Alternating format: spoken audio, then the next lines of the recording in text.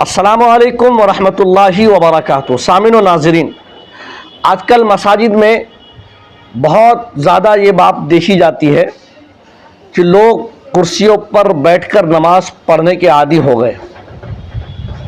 اب ان کی مرضی ہے کہ وہ کرسی کو بیچ صف میں لگائیں، سائیڈ میں لگائیں، صف اول میں لگائیں، یہ ان کی اپنی مرضی ہوتی ہے۔ بعض لوگ تو وہ ہیں جن کو اس طرح کی یعنی اس شدت کی تکلیف نہیں ہوتی یا عمر کا اتنا تقاضا نہیں ہوتا جس سے کرسی پر بیٹھ کر نماز پڑھنے کی اجازت دی جائے۔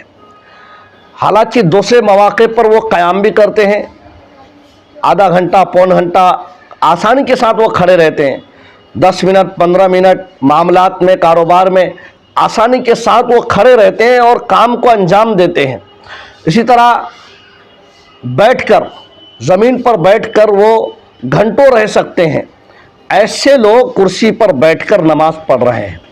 یاد رہے، جو شخص قیام پر قادر ہو اور نماز کے مقدار یعنی جتنا وقت نماز میں لگے اتنا وقت وہ قیام پر قادر ہے اور آسانی کے ساتھ وہ اپنی نماز کو ادا کر سکتا ہے، تو اس شخص کے لیے کرسی پر نماز جائز نہیں ہے اور اس کرسی پر نماز ادا نہیں ہوگی، فرض نماز ہے۔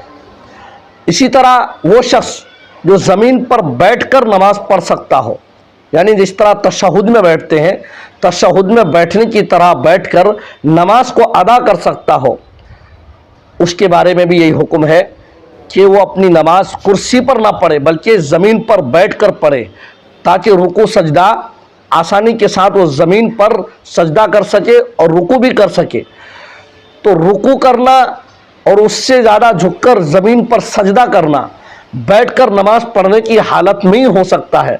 تو ایسا آدمی جو رکوع سجدے پر قادر ہو اور اتحیات کی طرح بیٹھ کر نماز پڑھ سکتا ہو، اس آدمی کو چاہیے کہ وہ بیٹھ کر نماز پڑھے۔